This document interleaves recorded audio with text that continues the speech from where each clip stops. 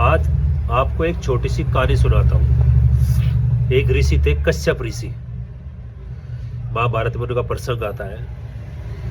उनके माँ बाप थे, बूढ़े माँ बाप थे, अंधे थे। उन्हें उसे छोड़ दिए और जंगल में तपस्या करने के लिए चला गया।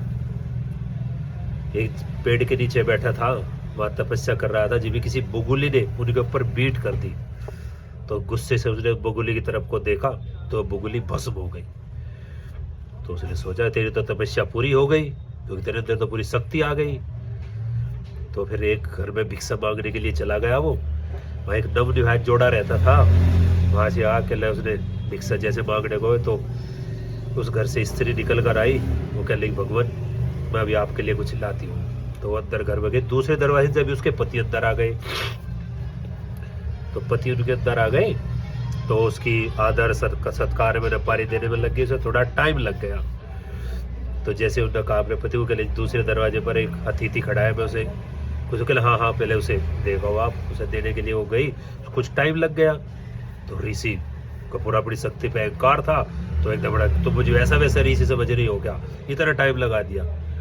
कहले जी पहला कर्तव्य मेरा पति, मैं पतिव्रता औरत हूँ।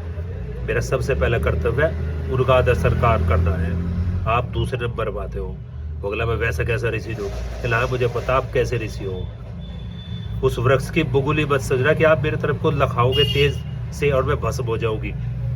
एकदम से ऋषि कश्यप ऋषि आश्चर्यचकित। कहले इस घटना को तो किसी को भी नहीं पता था, इसे कैसे पता। कहला मैं त्रिकालदर्शी हूँ, अपने पति को भगवान मानकर उनकी सेवा करती हूँ। मैं 3 लोगों का ज्ञान है। और अभी आप बच्चे हो, आपको आध्यात्मिक ज्ञान नहीं है। अगर ज्ञान पाना है तो सदन कसाई के पास चले जाओ, वो देगा आपको सही ज्ञान। तो सही सदन ऋषि के पास, सदन कसाई के पास चला गया। तो वहां जाकर देखा वो अपना मांस काट रहा था, बेच रहा था। 1 किलो, 2 किलो, आधा किलो, 50 ग्राम, 100 ग्राम। तो उसे देख के लगा यार इससे कौन बात करेगा। वो क्या लगा पतिव्रता। वो चलने लगा जैसे ही वहां से। तो क्या लगा पतिव्रता स्त्री ने भेजा है। सोचा इसे कैसे पता चला। कहले रुक जाओ, अपना काम किया पहले, अपना मांस मूस में। कहले मैं कसाई जरूर हूँ, मांस जरूर बेचता हूँ, पर खाता नहीं कभी भी, ठीक है ना। उसे अंदर लेकर चलेगा। उसके माँ बाप सिंहासन पे बैठे थे, उनका आदर किया, सत्कार किया, उनके पैर वैर दबाए।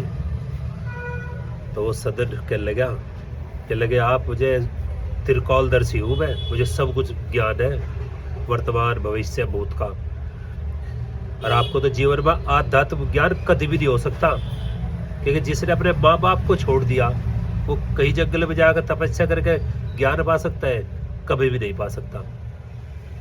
अगर आध्यात्मिक ज्ञान पाना है तो अपने माँ बाप की सेवा करो। मैं इन्हें भगवान मानकर इनकी सेवा करता हूँ, जैसे वो अपने पति को मानकर भगवान मानकर उनकी सेवा करते हो। तब तो कभी भी नहीं पा सकते भगवान को। तो इसका तात्पर्य ये है कि जो कुछ है माँ बाप है, इनसे बढ़कर कुछ नहीं है। जिन्होंने इनकी सेवा कर ली वो हमेशा के लिए आध्यात्मिक ज्ञान प्राप्त कर लिया। तो सिर्फ अपने माँ बाप को भगवान मानकर उनकी सेवा करो, आपका बेड़ा पार हो जाए।